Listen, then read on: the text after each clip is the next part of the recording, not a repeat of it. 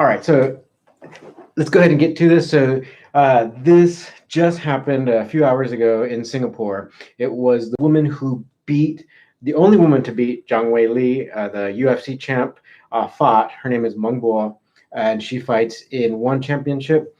But what's interesting, maybe to you, or at least those of you who are interested in like kung fu or Sanda, um, is that Meng is.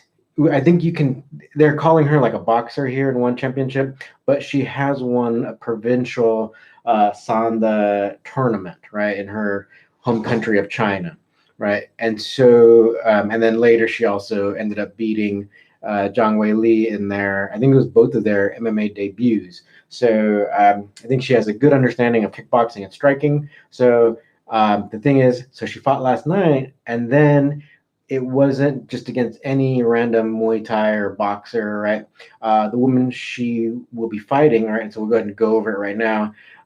Is the Indonesian Sanda champion, right? So the national Sanda champion of Indonesia, Priscilla Hertati Lumban Gaol, will be fighting, and I think she's had some time off, and but she's back, right? So, and I think also same thing can happen with Meng.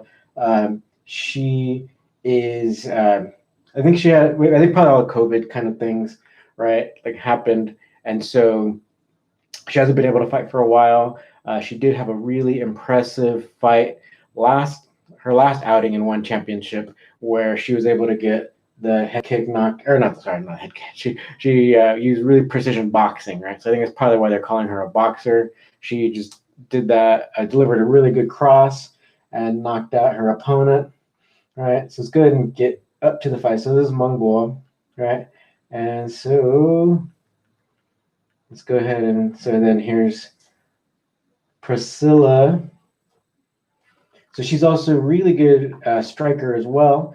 Of course, everyone can always get better, right? That's the thing. So it's all about practice and training. So you kind of see. So and then they're primarily calling her the wushu. Unfortunately, they're saying just wushu, but it's wushu Sanda, right? So she is primarily labeled as that, and then they're primarily labeling Mengbo as the boxer, right? Even though she's won a provincial Sanda championship, right? So why don't we go ahead and get to the fight? All right, let's go a little bit closer. Okay, so go ahead and turn it up a little bit. Inside the circle. Yeah, but ultimately, it's a striker fight, right?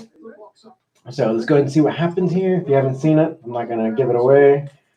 So you can pretty much see what's going on. So of course you can see the flag, Indonesian flag, right, for Priscilla. Right, here's Mengbo here in the blue shorts, black top. Right.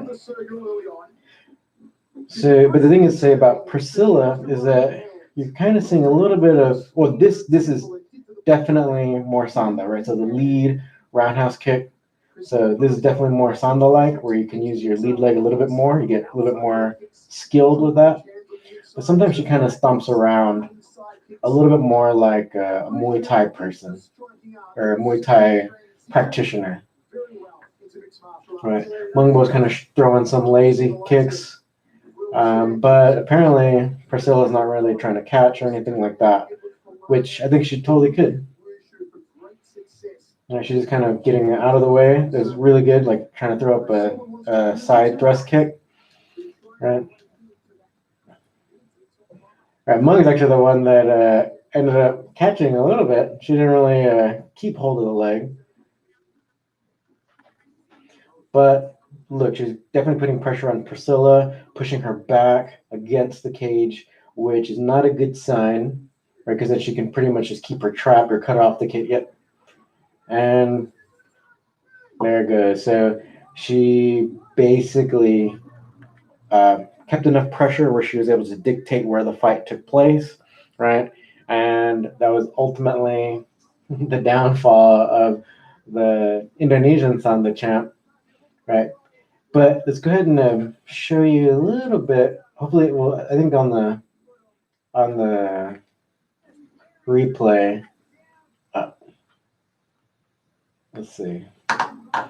Okay, so the thing is, so Priscilla was going to throw a side thrust kick, right? Or side kick. So hopefully when they show the replay, okay, here it is, right?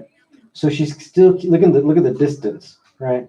So the side thrust kick was already going to go past the front of Meng's body, right? So you see, it's like way past her, right? So obviously it was pretty like they're basically too close together to really launch that kick. Right. I think maybe Priscilla wasn't aware so much of the. I think maybe in this case it probably would have been better to throw like a higher roundhouse kick, maybe towards Meng's ribs, but coulda, shoulda, woulda. They're both.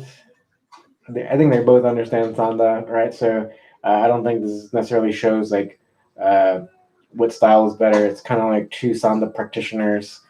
Maybe with Meng, maybe because they keep calling her a boxer, she might be focused a little bit more on boxing, right? But she still threw some kicks. She actually still caught a kick, right? Even though she didn't hang on to it and try to do anything with it. So hopefully this is kind of like instructional for anybody, but so you can kind of see what went on here, right?